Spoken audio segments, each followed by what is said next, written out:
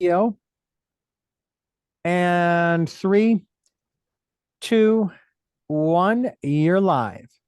Hello, hello, hello, Santa Barbara. It's your chantress of everything valuable and beautiful, Elizabeth Stewart. And today we usually do this monthly. I want to give you a report, Richard, of what's happening in the art world, the dumb things, the fun things, the new changes, and in the art and collectibles and antiques and museum world. And so this show today is about that kind of thing. One important lead headline is that if anybody's ever sold anything at auction, auction houses are, well, since the pandemic, they've become the place to sell things. And everybody during the pandemic had some experience with an auction, whether it be an eBay auction or other auctions, Sotheby's, Christie's, Bonhams, Moran, and any kind of auction house like that was just going great guns because, of course, people could do that online and they could do that at the computer, et cetera, et cetera. So auctions became the place and they made billions and billions for the 3 years or so that we were experiencing the COVID issue. So now they've got enough money, so they're fat and hungry for more action. And Sotheby's, for example, is changing its fee structure. So Richard, there's the buyer's premium. So whoever's buying the work, let's say a painting or a piece of furniture, whoever's buying that pays a premium to the auction house above and beyond what they call the hammer price, what it's called out. You know, let's say it's a painting and it's $2,000. Well, usually the buyer will pay 26%, and it goes, funnily enough, it goes down, that the percentage goes down as the price of the object goes up. And so let's say, okay, it was 26% that the person's going to pay on a $2,000 painting. Okay. The seller also pays a commission to the auction house, and that's negotiable. Lots of times it's split about even, but usually the seller who is selling it, if the auction house feels that the piece is really desirable, sometimes they'll be really cheap with the seller's commission. They'll be either 1 to 10%, which they would pay from what the proceeds are of the sale. So in the case of $2,000 painting, they're going to be, let's say it's 10%, they're going to be $200 to the auction house, for example. So it's a very lucrative business model, but Sotheby's is changing its fee structure. It's lowering the buyer's premium across the board. They've lowered it to 20% of the hammer price on works, any work up to $6 million. Wow. So that means that they want people to come and consign work to them. They want that, and they want the buyer's premium. They want new business. They want new people to buy. And they want the younger generation to become collectors and start to buy. So they're saying, okay, we're going to do buyer's premium. Whoever's buying it is only going to pay 20% to us. And like I said, the buyer's premium previously was 26% for works $1 million or less. Now, what about the seller's premium? So if you're selling a piece that's 1 to 5 million, then your premium seller's permission, then your seller's commission is going to be 20%. And then, but if the auction house really, really likes something, they can lower it to 10%. So, and you know, if it's above the $5 million range, big collectors, like the big collectors will sometimes sell major works of art, let's say $20 to $50 million pieces. That's what the auction house really wants. And so they are going to say, okay, fine. No seller's commission. You owe us nothing for all of the marketing we do and the promotions we do and the activity around the auction. You owe us absolutely nothing. And you take, not only do you take what the piece sells for, because actually they want that kind of level. They want the $20 to $50 million level. But they also have an agreement that a seller of that stature, if you're selling $20 to $50 million work, a seller of that stature will take 40% of the buyer's premium as well. so they get a cut of the buyer's premium too. So it's really lucrative. So Sotheby's is looking for new business. They're looking for new business on both the buying and selling end, and they're lowering their commission rates and they're lowering their buyer's premium. It's quite interesting Hmm. what's happening, and I think that there's going to be a flurry of activity. Well, sounds I like a want to nice tell you, job to take, it sounds what, Richard, say again? like a nice side job to take. Oh, an auctioneer? Yeah. I think you'd be good at it because it takes a lot of vocal acuity, I guess you'd say, which you have, and it takes a very quick mind. Yeah. And it also takes like an intuitive reading of what's happening in the room or in the marketplace. Used to be in the room because it was a closed room, and you knew what was going on with your audience, and it still is in many cases an open forum, a live auction. But there's also a part of it that's on the computer, that's on the phone, that's international. And but the auctioneer is totally in charge, and he has the right to go up or down. He has the right to ignore somebody or call on somebody if they raise their. I mean, it's really quite a forceful position. And there's been really famous auctioneers over the years that make an auction house a lot of money, but they're usually almost like psychic, intuitive. Hmm. They kind of know. They know what's happening. They can pick up on the vibe. They can pick up on the energy. So it's pretty Yeah. amazing to see a really good one at work. I want to tell you, Richard, about the lawsuit that's been going on at Sotheby's, by the way. This past Tuesday, Sotheby's was cleared of claims that they helped the Swiss art dealer Yves Bouvier defraud the Russian billionaire Dmitry Rybolovlev. Now, the issue was that Sotheby's head of sales was accused of altering prices so that the dealer could buy it less expensive than actually was the value of the work. And we're talking really big works of art, a Da Vinci, for example.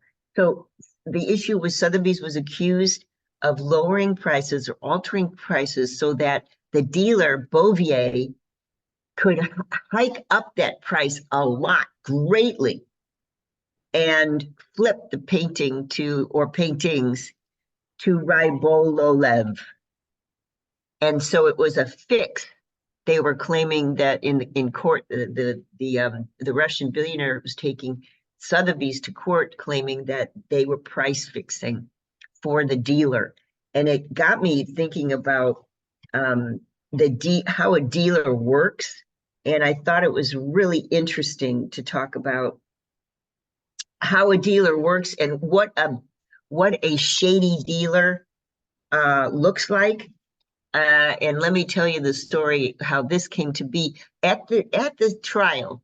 So Sotheby's is being sued by this Russian billionaire.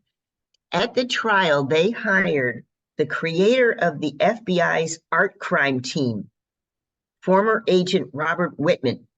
He was responsible over many years of recovering stolen works of art and teaching police departments how to investigate art crime. A real experienced gentleman when it comes to art crimes. Now, he explained to the jury how to spot a dirty dealer. He was acting as an expert witness in the Rybololev case. And the Russian, of course, billionaire is suing Sotheby's for colluding with the dealer, Bouvier. Okay, on the stand, Whitman said, this is how you spot a dirty dealer. Number one, look at how the wealthy collector, in this case, the billionaire, and the dealer met. Okay. And the two ways to watch out for that are the hallmark of a dirty dealer who's setting up a relationship is number one, what they call the vouch. And by the way, this applies to all dealer-client relationships. I don't care if it's a car dealer, etc. Any relationship where the client can be taken. The question is, Richard, how was trust built? Okay. Mm-hmm. Yeah, vouch. What's a vouch? What's a vouch, do you think? What do you think a vouch is? And what do you think a bump is? The vouch or a bump? These are the two hallmarks of a dirty dealer. The vouch would probably be sort of a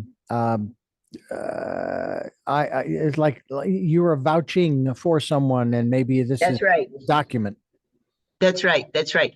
A vouch would be that you have a friend introduce you, the dealer, to a client, and this friend vouches for you.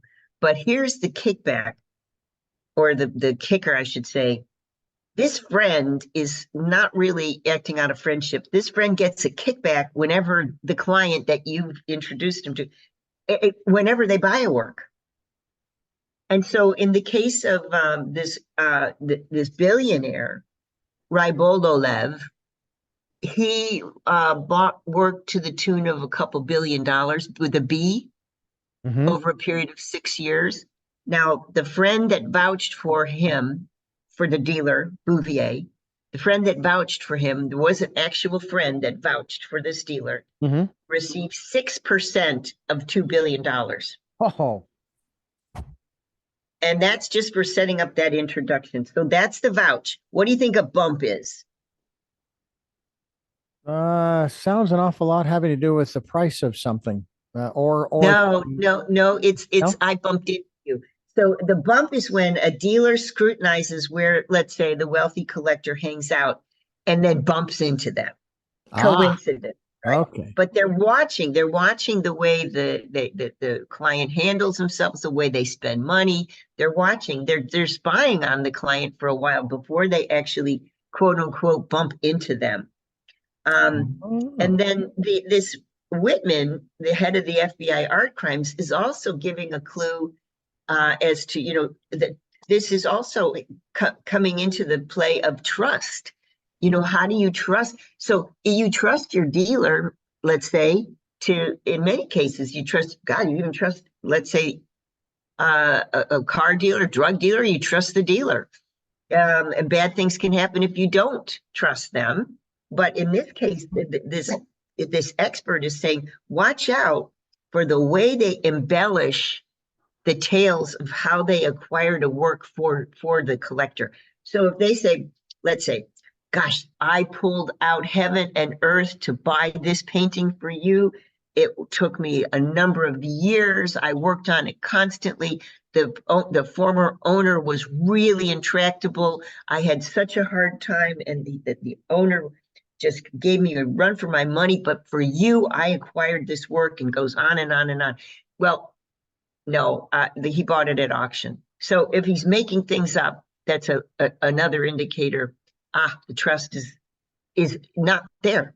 Mm. Third, a dealer may charge a significantly higher price than what the dealer has bought the work for, and nobody has to know. And of course, then on top of that, the dealer is charging commission. And many collectors don't say, well, what did you acquire it for? In other words, you're buying a house, Richard. You would say to the realtor, what did it sell for 7 years ago? In the case of the art world, the dealer doesn't have to tell the client what he acquired it for.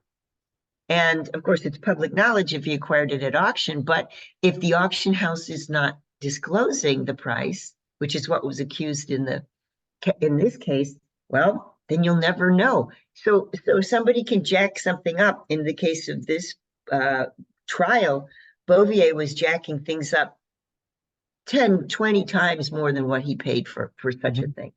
Hmm. And that's legitimate. I mean, it's legitimate, but it's still a sign that, you got a dirty dealer on your hand. And Whitman was expert witness because Rybololev had been charged, I should say overcharged, $1 billion for a collection of 38 works over 6 years. So he was overcharged $1 billion. And in fact, the billionaire met the dealer through a vouch. If you're interested, Richard, who was this vouch? The vouch in this case was a close Bulgarian friend, quote unquote, who introduced Bouvier to the billionaire.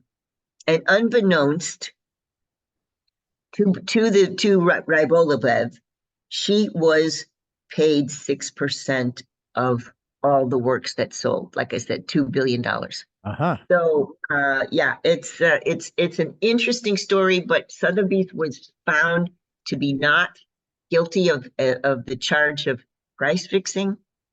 The jury decided, it was a Swiss jury, and the jury decided there wasn't enough evidence. So anyway, that's the story of the major art trial between really big powerhouses with a lot of money, both cases, the billionaire and Sotheby's. Let's go to quick break. When we get back from the break, I want to talk about, you'll love this, Richard, the Newark, New Jersey mafia and their art crime. you, you would think, a mafia guy from Newark, New Jersey is interested in art. Well, yeah. Let's go to quick break. We'll talk about that when we get back from the break. All right, stand by. In Let me get some hot coffee. Sure, go for it. Go for it. Stay.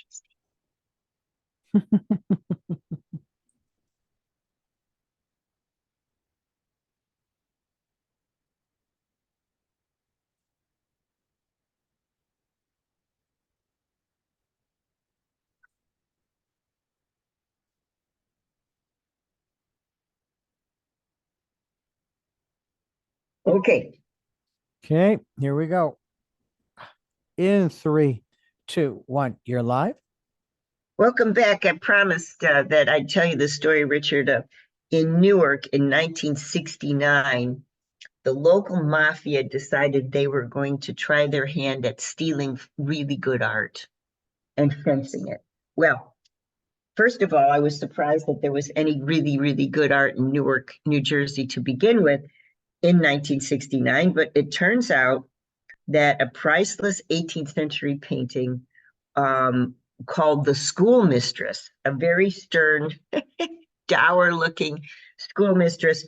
The mafia stole this from a 96-year-old doctor's office in 1969, and it has been recently recovered. It's been gone ever since 1969, so that's what, 54 years it's been gone. But like I said, I had to laugh at that. I have been to Newark. I fly in when I visit my family in New York. I fly into Newark, and I've had the misfortune of staying in Newark overnight when the plane was like delayed or something. It's not the I know they're trying, but anyway. Now, what's happening with the art world in terms of really important celebrity auctions? Well, in Beatles news, in 1966, the Fab Four were stuck at the Tokyo Hilton due to death threats by Japanese nationalists. So they got together in one room, the four of them, and they painted a psychedelic painting called The Images of a Woman. And that painting is signed by the four Beatles and is coming up at auction at Christie's. And one of the original Beatles, did you know there was an original member of the Beatles that never stuck with the Beatles and kind of lost out on the fame? His name was Stewart Sutcliffe. And Stewart was one of the earliest, well, there were foursome, and Stewart was one of the four. His estate, he became interested, well, not became interested, he was interested in his friend's achievements. And he collected Beatles memorabilia at a very high level. And he collected his own memorabilia when he was on the road with the Beatles, but he also collected the Beatles in general, any kind of memorabilia, 400 paintings, sketches, drawings, letters, photographs, memorabilia. All that is coming up for auction. So the whole collection of the early days of the Beatles, documented by Stewart Sutcliffe, one of the original members, that's coming up at auction. Well, Madame Curie's 1914 laboratory at Paris Curie's Institute was under the wrecking ball. They were going to build a new state-of-the-art facility, and the historic lab where Madame Curie made her great discoveries was about to be knocked down. And a bunch of preservationists formed a line, stopped the wrecking ball. The Ministry of Culture in France got together with the historic preservationists, and has vowed to rebuild the famous laboratory brick by brick, stone by stone, as part of the wall was already knocked down. Fantastic story of saving a historic building. On January 31st, Richard, something really important happened in the aerospace world, and it has to do with a new museum in Los Angeles. January 31st, the Space Shuttle Endeavour took its final journey to the future Samuel Ocean Art and Space Center at Los Angeles, California Science Center. Do you remember, Richard, in 2012, when the Endeavour was coming, it had been flown to the Los Angeles airport, LAX, and it was going to go to the California Science Center, and it had to go via road, had to go via Los Angeles roads to get there. And they had to expand some of the roads. They had to knock down some of the traffic lights because the wingspan, I think, was huge. What is it? 80 feet wingspan, something like that. No, 78 feet wingspan. And so they had to, clear 78 feet of road to get this space shuttle to the California Science Center. Well, they decided that at the California Space Center, a donor, Samuel Ocean, has donated the money to build the Air and Space Center. And there's a couple of towers that are being erected. And what they're doing is really cool. They're taking the Endeavour, which has been shown at the California Science Center, on its belly, and they're taking the whole space shuttle and turning it upright. So the nose is pointing up. And they're taking that space shuttle, pointing it up, and they are mounting it to in between these two towers. So it stands there between these two towers, and it's flanked on either side by a huge 80-foot fuel tank and all kinds of other equipment that it would have been accompany the space shuttle. And Endeavour was the last space shuttle ever built. It had a 19-year career. It made 25 space voyages. And I myself and my son had been to see the Endeavour inside the California Science Center, and it was displayed horizontally. And it's been displayed that way for the past 11 years. But Tuesday night, massive cranes lifted the Endeavour, nose up, in a vertical takeoff position to stand beside the future towers of the museum. And crews used, believe it or not, an 11-story crane to hoist the Endeavour's tail and support the tail. And they used a 40-story crane to lift the nose. And they had to do this with absolute precision because it's wedged between two towers that are being constructed. Wow. And the rudder needed 18 feet clearance. And so if you've got 18 feet clearance and a 78-foot wingspan, you don't have much margin for error. So spectacular, also, spectacular. It's marvelous, marvelous engineering, and it was done in the middle of the night. Next to the Endeavour is a 15-story fuel tank, which is painted orange, and Endeavour's rockets, and the 20-story proposed construction of the two towers will be built in a few years, apparently, and they will be showing the Endeavour, and this is the aerospace term, full stack. Full stack means in a launch position. And it will, like I said, do you remember in 2012 when the streets and traffic lights were cleared to roll Endeavour from LAX to the Science Center? And now it's going to be part of the architecture. How cool is that? Very cool. Just happened this past week. Okay, let's go to quick break. I want to talk a little bit about a museum show devoted to the Rubik's Cube. Oh. Remember those? Oh, yeah. Don't turn that down. Back in a minute. I have to tell you, that's one of those puzzles. As much as I like those kinds of puzzles, I never tried. I just thought, you know what? I think I'll leave that to somebody else. Yeah, I was never good at that. I don't like games and puzzles at all. I will tell you, I came across a couple of wonderful computer puzzle games, but they were the kind of puzzles that required almost like a different solution for each one. And actually the game was called Heaven and Hell. The goal was to get through all of the puzzles, all of the levels, and you would achieve or you would reach Shambhala. And it had Ah, quotes from the writings in reference to Shambhala. It was really very cool. Very cool. All right, here we go. Next segment. In three, two, one, you're live. so there's a museum show happening in Budapest at the Budapest College of Art and Design relating to the Rubik's Cube. Well, Richard, who invented the Rubik's Cube and why? Well, I'm just going to take a shot in the dark. Some guy by the name of Rubik's. Actually, Rubik, Rubik. singular. Rubik, singular. Sorry. Yeah.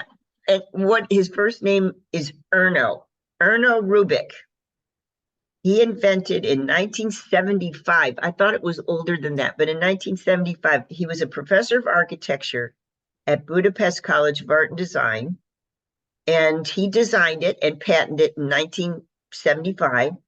And the reason he made the Rubik's Cube was to get his students to think creatively about geometric forms and spatial relationships, because of course he's an architectural professor, and he's wanting his, so, and the thing took off. Basically became, millions and millions of dollars made for this professor who patented this Rubik's Cube. And it's still around. People, gosh, there are people who still are devoted to it. I had a client who had a collection of them.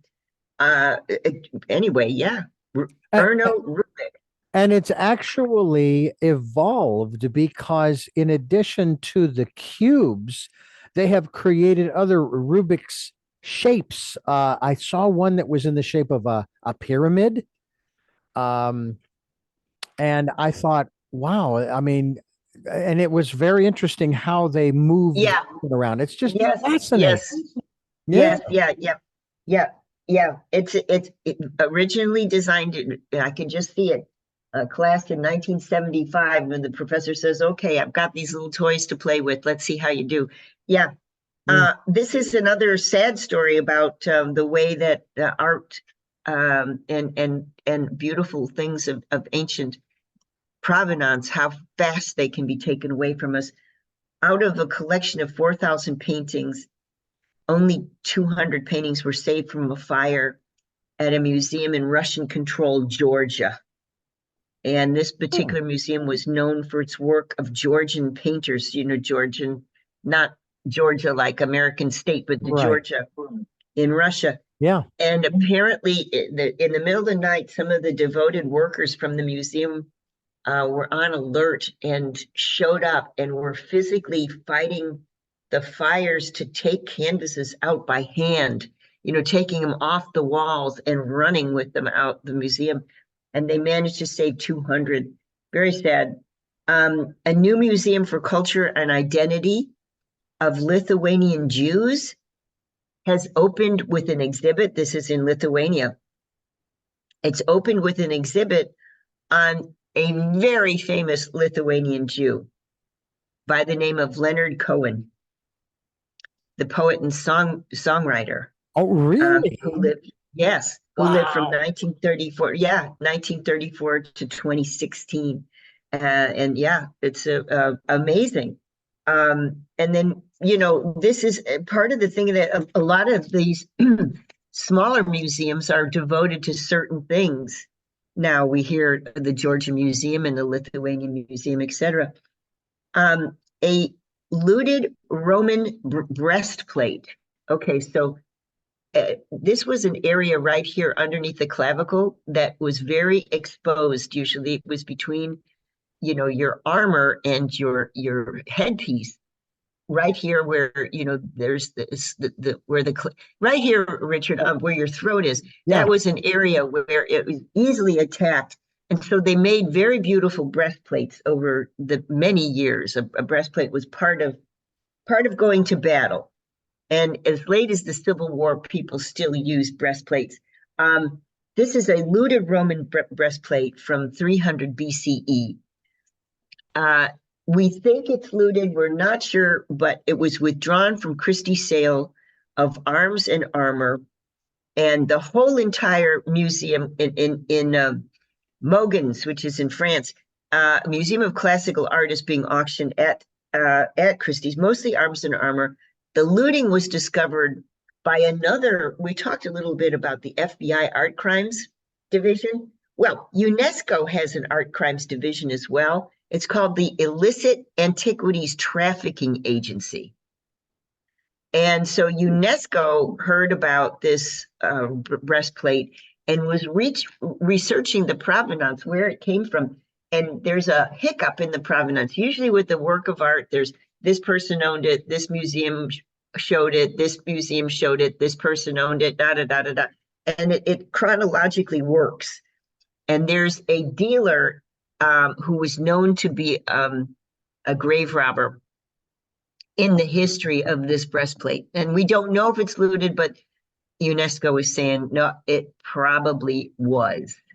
Hmm, So anyway, interesting. I'd like to go to a quick break, and then I Yeah. want to talk to you about a little Brooklyn gallery that's called B Dry Goods, and it's a recent discovery. And if anybody's going to New York City in the near future, I want to hear from you, and I want to hear if you can check out this little gallery for me. It's pretty important, and it's a really interesting take on a collection of curiosities. Not necessarily art, not necessarily any collectibles, but curiosities. It's a really cool idea. We'll talk about this. The little Brooklyn gallery called D, as in the letter D, Dry Goods. They've got all kinds of cool stuff. We'll talk about that when we get back from the break. Don't turn that down. Back in a minute. All right, we're clear. All right, come on. It's all right. We'll save. We'll have to save it. Let's see here.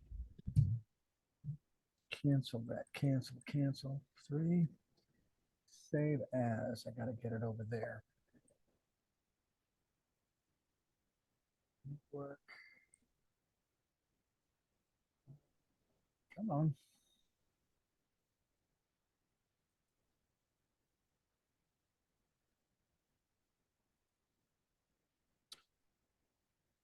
Yeah, da da da da.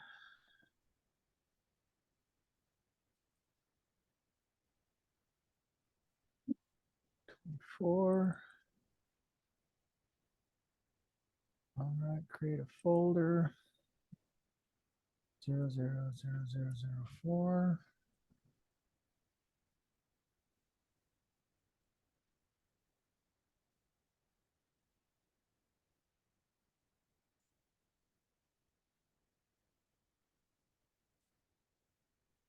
All right, let me save these segments real quick.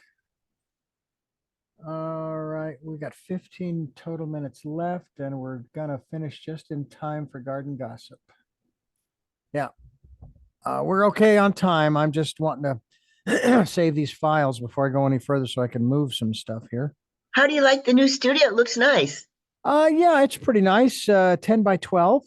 It's Oh, what it's small. it Yeah. is. One room. We do have a storage room down the hall.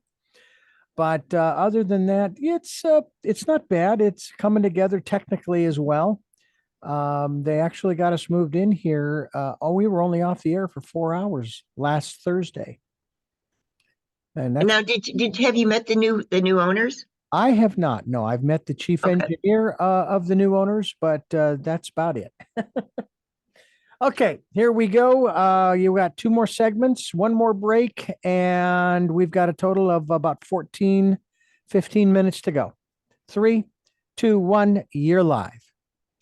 So Richard, when I do these state of the art and collectible and I don't know, material culture, I guess you'd call it. When I do these states of the state of the art world, I tend to say that art encompasses a lot of different objects.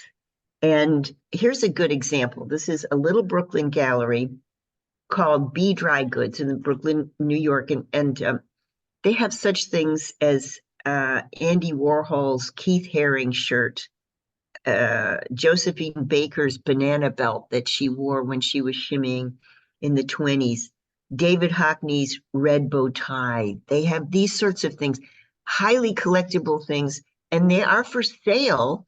And they are displayed beautifully. I mean, so Andy Warhol did a sketch of Keith Haring on a t-shirt, and somehow it ended up screen printed as is circa 1986, and there weren't many copies made, but they are available. If you want a t-shirt, it's going to be $2,000.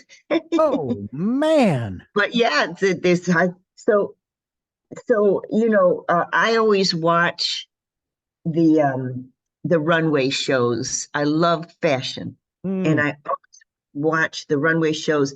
They just ended in Paris. And then, of course, they have the women's and they have the men's collections. And boy, I really enjoy the fashion week in Paris. And then New York Fashion Week is in a couple of weeks. It starts in a couple of weeks. But the show that's at this little gallery is called Fashion Forward, and the theme is wearable things that are highly collectible. And this is a gallery show that where things are for sale, and it's open now through March 30th. And like I said, if you're going to New York City, I want you to take a look at this and report back to me. It's tucked away on a side street in Crown Heights. It's like a high-end curiosity shop. Hmm. The objects are hung densely, stacked high. They're handpicked by the gallerist Gabe Boyers, who is curating the 170 items on display. What's on display? Most of it is for sale. It ranges from vintage mementos to contemporary finds, and it's anything that this gentleman Gabe thinks is going to be fun to look at. For example, a telephone shaped. Do you remember telephone dials? You remember the round Oh yeah. telephone? Uh-huh. Yeah. Okay.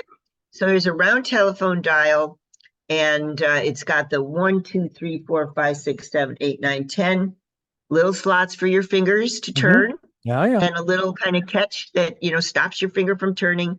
Anyway, those dials. Usually in the middle of those dials, they had your phone number on a Right. little I stick. remember. Yeah. Remember those? Okay. So in the 1950s, Elsa Schiaparelli came up with a powder compact, where the top of it was a phone dial in the 1930s.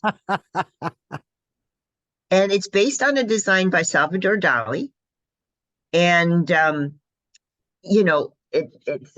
Dali and Elsa Schiaparelli were friends. And by the way, Richard, I have an amazing hat. Can you see can you see my hands, Richard? Look at my hands. Well, you're So here's hmm here are my hands. I'm putting them on top of my head, right. and rising up straight vertically Right. is a felt shoe. uh, And that was a design by Dolly and Schiaparelli. And the other famous hat that they designed, both of them together, was a lobster claw. So these are works of art, I guess. oh, Um, Andy Warhol designed a dress called the Super Dress. Can you guess how super is spelled? Remember his Campbell soups? This I is Souper, Super Dress, 1965. It's an A-line dress made of screen printed tissue. You could order. Actually, you didn't order them. He sent these to his friends in the mail, and they arrived in an envelope all folded up. And it's a little dress for a woman, and it sells for 4,500 these days. And it is the screen print of his famous soup cans all the way down the dress, and it's made of tissue paper. wow. Um, and then let's see, other paper dresses that various artists um, and various companies made that were kind of knockoffs of Warhol. Outside face of Bob Dylan repeated down the dress, made of paper. That was made by Campbell's Soup. Hmm. That was capitalizing on the Warhol craze. They called it the Warhol super dress. And there were a number of them made. You could find them folded inside a magazine Hmm. in the 60s. It's one of the reasons why I don't own expensive clothing because I wouldn't want to wear it out of the house, let alone in the house, because it's like, are you kidding? I mean, I'm not the kind of guy that has that kind of disposable income anyway, but I really do think that even if I did, I mean, the most expensive shoes I have ever bought were $150 shoes, and they actually lasted 13 years. And I wore them every seriously. They were my work shoes Wow. for, going to and from the radio station. Wow. Uh, in this gallery, we're talking about this little gallery in Brooklyn. And they also have a group of items that belong to the famous singer Josephine Baker. Oh, wow. They've got a feathery pink hat, similar to the one she wore to the Battle of Versailles. And it was a dance number. And her famous or infamous banana belt from the 1930s, where she wore that around her waist and not much else in Paris. And yeah, and she danced with that. And this particular gallery owns this belt. And they acquired them from a Paris sale of items deaccessioned by France's National Public Radio. How the public radio had this banana belt, I do not know, but they did. It's a stunning find, and that's available for sale for $25,000. And I'm only guessing, uh, was it made from the elements from the tree and the fruit? And not really. It's a fabric that was made from the bark of the tree. Oh, okay. But All right. but yeah. Let's see. Vogue editor um, did a portfolio of original fashions by the French poster artist Paul Collin, and some of these were kind of purloined by the famous designer Karl Lagerfeld. And these particular prints were used Josephine Baker, as a model, and Mm-hmm. they were published unbound in 1930. And they depict Josephine Baker as very young, fresh-faced. Her journey from a small Missouri town to the center of the Paris beau monde was amazing. And the sketches and the photos where the sketches were produced from, they're actually they had been owned by Karl Lagerfeld, and they are available at this tiny little gallery as well. Also, the centerpiece of the particular show at this little gallery in Brooklyn is, believe it or not, a large trunk formerly owned by the Queen Marie Antoinette. Wow. And this trunk it's battered, it's beat up, it has her name on it, has this royal sign on it, etc. It was battered by many journeys in horse-drawn carriages on unpaved roads used to transport Marie Antoinette's famous gowns and finery from palace to palace. So, the trunk maker at Versailles made this specially for her. She had hundreds of trunks. And basically, there's only 3 of them left in the world that they were used and packed in many, many carriages because she always traveled with all of her finery. Just amazing because it was found in a tiny little shop, and somebody figured out what it was because on the top it says Garde-robe de la Reine, in other words, wardrobe of the Queen. Wow. He's asking $200,000. And that is not unreasonable when you consider that Louis Vuitton trunks, Richard, are highly collectible, and they go for 280,000, somewhere Oh, in that range. Yeah. The just highest price. Go just get me ahead. some Samsonite luggage, and I'll put the $200,000 Yeah, right, cash right, in that. right, right, right, right. So that's kind of the stuff that, and basically we'll get back from the break. I'd like to tell you a few more things that have been collected that are very unique. And it's just a cool idea. I Yeah. want to collect anything that I think is unique, and I'm going to call it art. And matter of fact, it works. Okay, Yeah. don't turn that down. Back in a minute. All right. Final segment. We're going to start it right now. You've got three minutes. Okay. All right. So we're going to make this one a shorty in three, two, one. You're live. So also in this little gallery, we've got things like a